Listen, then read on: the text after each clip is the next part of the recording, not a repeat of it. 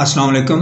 आज इस वीडियो में बात करूंगा कि अगर आपका अमेज़ॉन सेलर सेंट्रल अकाउंट वो सस्पेंड हो जाता है, किसी भी रीज़न की बेस पे अमेज़ॉन आपका अकाउंट सस्पेंड कर देता है, आप उसको दोबारा एक्टिव कैसे करेंगे, उसको इन वर्किंग पोजीशन में कैसे लेके आएंगे, या आपसे कोई सीरियस वायलेशन होती है और आपकी लिस्टिंग को सस्पेंड कर दिया जाता है, आप अपनी लिस्टिंग को रीइंस्टेट कैसे करेंगे।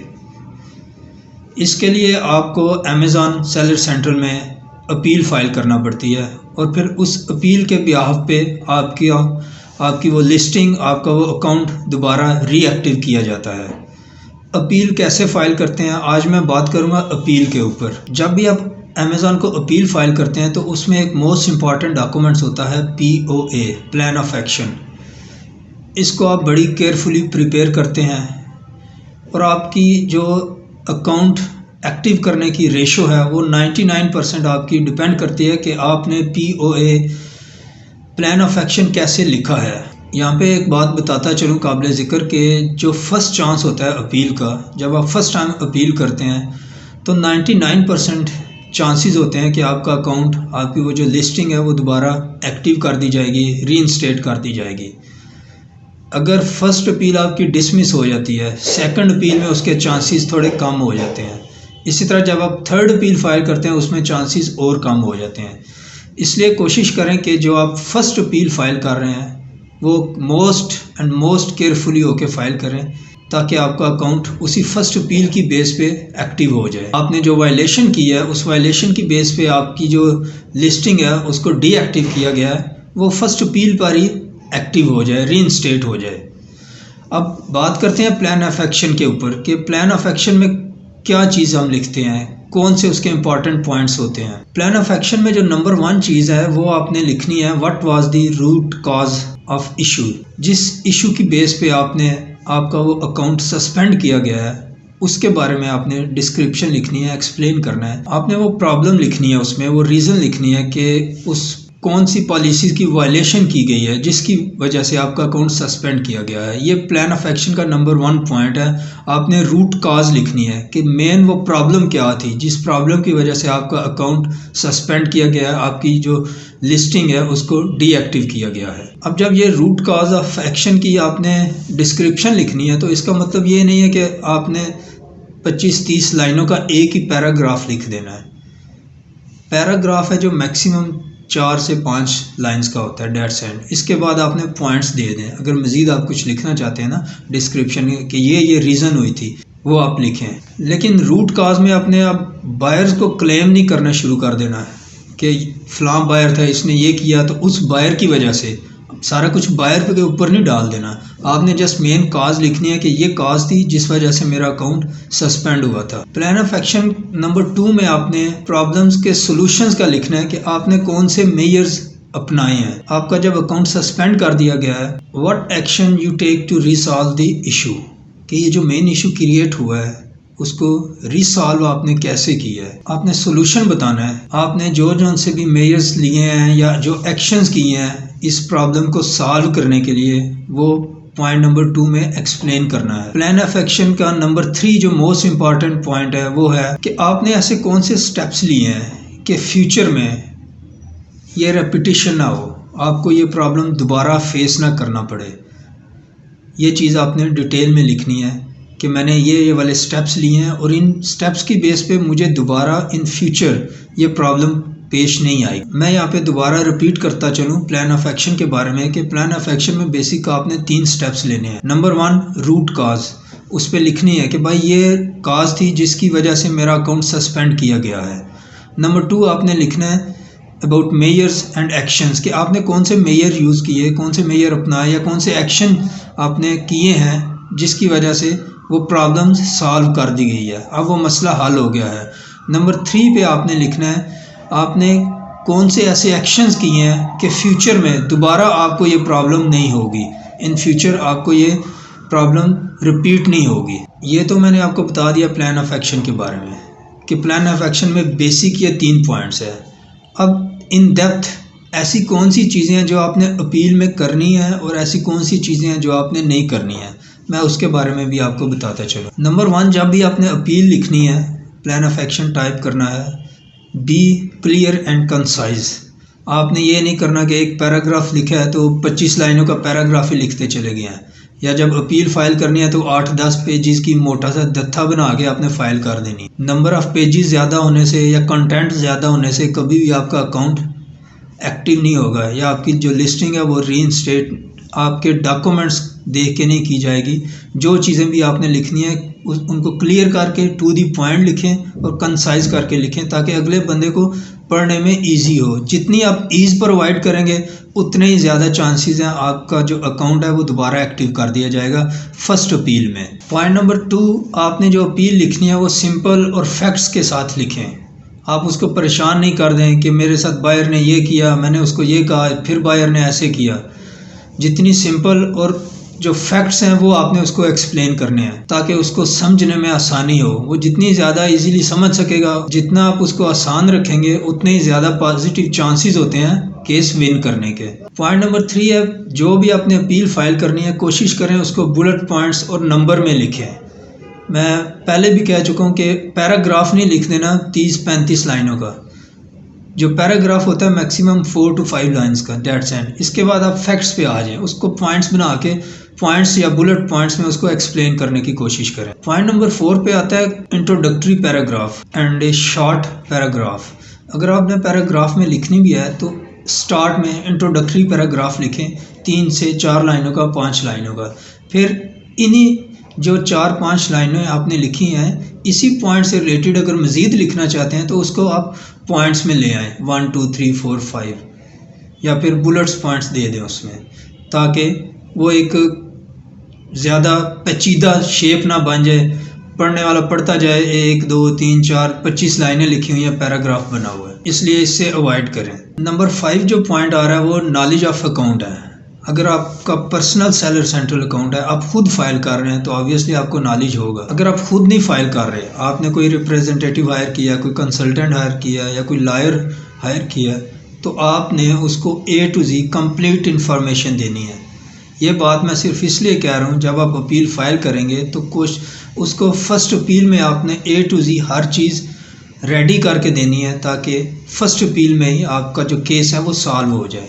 अगर फर्स्ट अपील में डॉक्यूमेंट्स की कमी हो जाती है, कोई मिस्टेक हो जाती है, अपील के दौरान ही कोई चीज़ आप अटैच नहीं करते, फिर आप सेकंड फेज़ में चले जाएंगे। जब अपील के सेकंड फेज़ में चले जाएंगे तो केस विन करने के चांसेस थोड़े और कम हो जाएंगे। इसलिए कोशिश करें टू दी पॉइंट और A to Z इंफॉर्मेशन होनी चाहिए उस शख्स के पास जो अपील फाइल कर रहा है। नंबर 6 जो पॉइंट है ये बड़ा इंपॉर्टेंट है कि आपने जब अपील फाइल करनी है तो पॉइंट्स वाइज सेपरेट हर इशू को आप एक्सप्लेन करें। मोस्टली केसेस रिजेक्ट कर दिए जाते हैं सिर्फ इस बेस पे कि आप जब अपील फाइल करते हैं तो आप 2-3 मेन इश्यूज़ को एक ही पॉइंट में एक्सप्लेन कर देते हैं। सेपरेटली उन इश्यूज़ को एक्सप्लेन करें, नंबर 1 पे ये इशू हुआ, नंबर 2 पे ये हुआ, नंबर 3 पे ये हुआ। आप जब 4-5 मेन प्रॉब्लम्स होती हैं वो एक ही लाइन में या एक ही पॉइंट में एक्सप्लेन कर देते हैं, तो 99% चांसेस है कि आपकी जो अपील है वो रिजेक्ट होगी। इसलिए कोशिश करें कि जितनी भी प्रॉब्लम्स हैं उनको पॉइंट्स में और सेपरेट एक्सप्लेन करें। ये अब इसका मतलब ये नहीं कि आप 25-30 लाइनों का पैराग्राफ बना दें, उससे भी अवॉइड करना है, लेकिन जो प्रॉब्लम्स हैं उन्हें सेपरेट एक्सप्लेन करें, पॉइंट्स दे दें 1 2 3 4 5। नंबर 7 समटाइम्स सपोर्टिंग डॉक्यूमेंट्स भी रिक्वायर्ड होते हैं। समटाइम्स अमेज़ॉन को देने होते हैं हमने सपोर्टिंग डॉक्यूमेंट्स, उसमें आपकी जो प्रोडक्ट्स की रिसिप्ट्स होती हैं वो भी इसमें इंक्लूड है, ऐसी नंबर हो गए। अगर रिक्वायर्ड है तो आप supporting documents sometimes last 365 days के जो रिसिप्ट्स हैं वो भी रिक्वायर्ड होती हैं। इसलिए कोशिश करें आप सेलर सेंट्रल में जितनी भी ट्रांजैक्शन करते हैं, जो डीलिंग्स होती हैं, आपके पास जो भी रिसिप्ट्स होती हैं लास्ट 365 डेज़ की, उनको रिकॉर्ड आप अपने पास सेफ रखें। अब पॉइंट नंबर 8 पे मैं बात करूंगा हाइलाइट्स के बारे में कि जब आपने वो सपोर्टिंग डॉक्यूमेंट्स देने हैं, अब समटाइम किसी जगह मिसप्रिंट होता है, समटाइम्स इंक ज़्यादा डार्क होती है, उस वजह से भी रीडेबल नहीं होता। आपने कोशिश करनी है कि वो जो सपोर्टिंग डॉक्यूमेंट्स आपने साथ अटैच किए हैं वो क्लियरली रीडेबल हों, प्लस उनको आप हाईलाइट कर दें। ऐसी नंबर प्रोडक्ट का ये है, सेलर इन्फॉर्मेशन है, सेलर का कॉन्टैक्ट नंबर ये है, सेलर का एड्रेस ये है। इस तरह के जो मेन इंपॉर्टेंट चीज़ें हैं सपोर्टिंग डॉक्यूमेंट्स में, उनको हाईलाइट करें। अब हाईलाइट कैसे करें, सिस्टम के अंदर ही उसको कर दें, अगर नहीं है तो आप उसको स्कैन करें, स्कैन करके फिर हाईलाइट करके फिर दोबारा स्कैन करके उसके साथ अटैच करें। इसका फ़ायदा क्या होगा, आप ईज़ प्रोवाइड कर रहे हैं अमेज़ॉन को। मैंने पहले कहा कि आप जितनी ज़्यादा ईज़ प्रोवाइड करेंगे उतने ही चांसेस हैं केस विन करने के।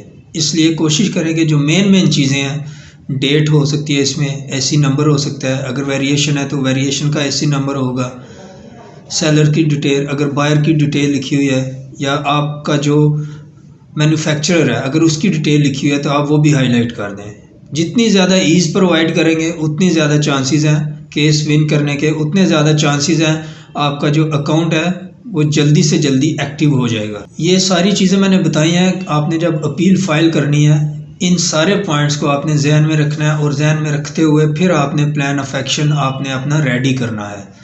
अब नेक्स्ट मैं कुछ चीज़ें बताता हूं कि आपने अवॉइड करनी है। जब आपने अपील करनी है तो इन चीज़ों को आपने अवॉइड करना है। अब कौन सी चीज़ें हैं जिनको आपने अवॉइड करना है, उसमें जो नंबर 1 पे आ रही है वो है डोंट रिसाइकल योर अपील और रीसबमिट एन ओल्ड अपील।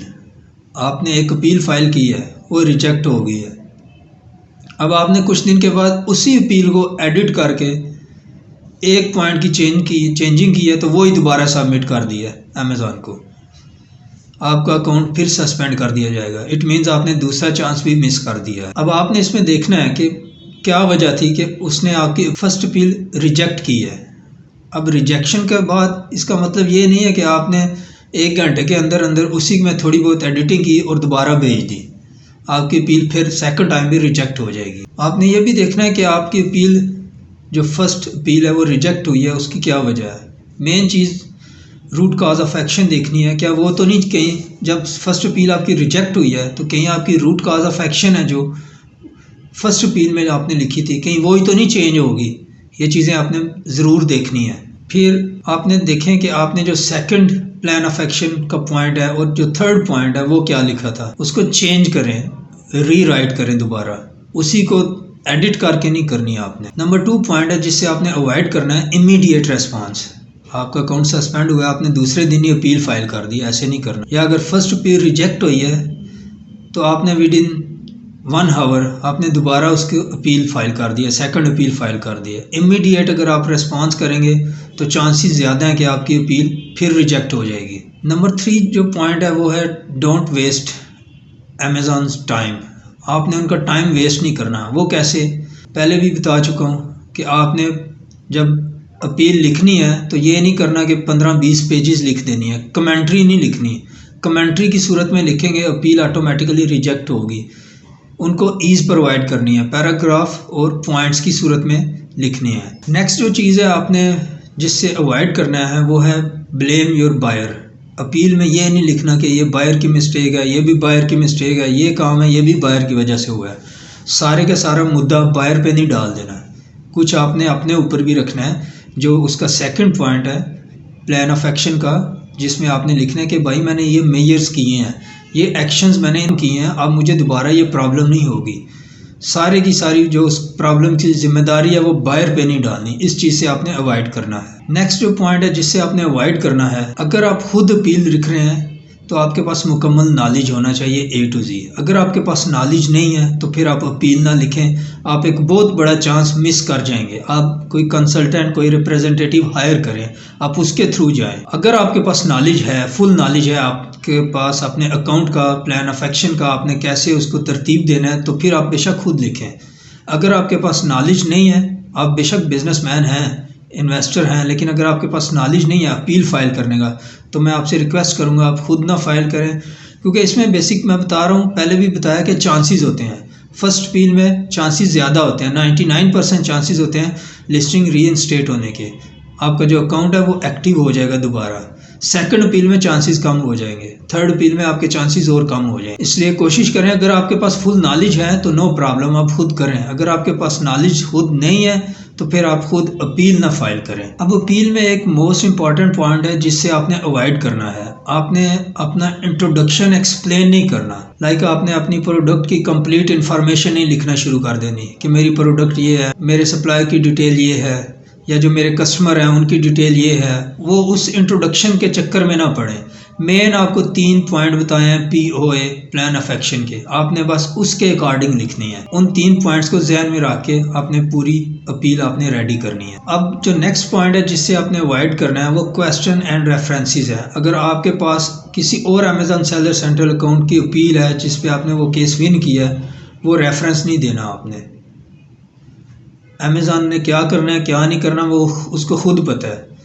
जैसे आप फिज़िकली कोर्ट प्रोसीडिंग में जब हम कोई केस अपील करते हैं तो उसमें कोर्ट के case laws, reference, judgements, authorities पेश करते हैं। यहाँ अमेज़ॉन के अकाउंट रीएक्टिव करते हुए या अपने जब लिस्टिंग को रीइंस्टेट करना है उस अपील में आपने रेफरेंसेस नहीं डालने बिल्कुल भी। इस चीज़ से आपने अवॉइड करना है। अमेज़ॉन का अपना सॉफ्टवेयर है, उस सॉफ्टवेयर का अपना एक एल्गोरिथम है, वो उसके अकॉर्डिंग खुद ही देख लेंगे भाई आपकी अपील कैसी है कैसी नहीं है, एक्सेप्टेबल है या रिजेक्टेड है। रेफरेंसेस से आपने अवॉइड करना है। नेक्स्ट जो चीज़ है जिससे आपने अवॉइड करना है वो है मोटिव लैंग्वेज। आपने इमोशनल नहीं हो जाना कि मैं डिसअपॉइंट हो गया हूँ, अब मेरा अकाउंट ब्लॉक हो गया, अगर ब्लॉक हो गया तो मुझे ये होगा, मुझे ये लॉस हो जाएगा। आपने डिसअपॉइंटेड वर्ड्स यूज़ नहीं करने अपील में। जो नेक्स्ट पॉइंट है जिससे आपने अवॉइड करना है वो है टू प्रोवाइड सोल्यूशंस। आपने उसको अपील फाइल करनी है। प्लीज़ लेना एक डिफरेंट चीज़ है, सोल्यूशन बता देना कि भाई अब आपने ये करना है। आपने खुद उसको इंस्ट्रक्शन नहीं देनी है। अमेज़ॉन है उसको खुद पता है आप उसने आपकी अपील के साथ क्या करना है क्या नहीं करना। आप अपील फाइल कर रहे हैं तो आपने जस्ट अपील ही फाइल करनी है। अपील में आपने उसको सोल्यूशन नहीं बताना शुरू कर देना कि भाई ये करो, ऐसे होगा ऐसे होगा। आपने जस्ट अपील फाइल करनी है। उस अपील का सोल्यूशन क्या है वो अमेज़ॉन खुद आपको बता देगा। अपील की राइटिंग में आपने सोल्यूशन से अवॉइड करना है। ये कुछ चीज़ें थी जिनसे आपने अवॉइड करना है अपनी अपील के दौरान। मैंने इस वीडियो में पूरी कोशिश की है आपको बताऊं प्लान ऑफ एक्शन आपने कैसे रेडी करना है, फिर ऐसी कौन सी चीज़ें हैं, ऐसे कौन से पॉइंट्स हैं जो आपने अपने प्लान ऑफ एक्शन में लिखने हैं, और ऐसी कौन से पॉइंट्स हैं जिनसे आपने अवॉइड करना है। बार बार मैं जिक्र करता रहा हूँ फर्स्ट अपील का। फर्स्ट अपील मैं सिर्फ इसलिए जिक्र कर रहा हूँ कि उसमें 99% चांसेस है आपके केस विन करने के। इसलिए कोशिश करें फर्स्ट जो अपील है वो मोस्ट केयरफुली होकर तैयार करें। और अगर आपने इन पॉइंट्स को जो मैंने बताए हैं आपने जहन में रखते हुए अपील फाइल की, आपने ये पॉइंट्स जहन में रखते हुए प्लान ऑफ एक्शन रेडी किए, तो मुझे पूरा यकीन है कि आप केस विन करेंगे। प्लान ऑफ एक्शन के बारे में या अकाउंट सस्पेंशन के बारे में, अपनी लिस्टिंग रीएक्टिवेट करने के लिए, उसको रीइंस्टेट करने के लिए, इस हवाले से कोई भी क्वेश्चन हो तो आप कमेंट्स करके मुझसे पूछ सकते हैं। उम्मीद करता हूँ आपको ये वीडियो पसंद आई होगी। आप इस वीडियो को लाइक करें और चैनल को भी सब्सक्राइब करें ताकि अकाउंट सस्पेंशन और इसको रीएक्टिव के हवाले से जो मज़ीद वीडियोज़ हैं वो उसका नोटिफिकेशन आपको बर वक्त मिलता रहे। Thank you.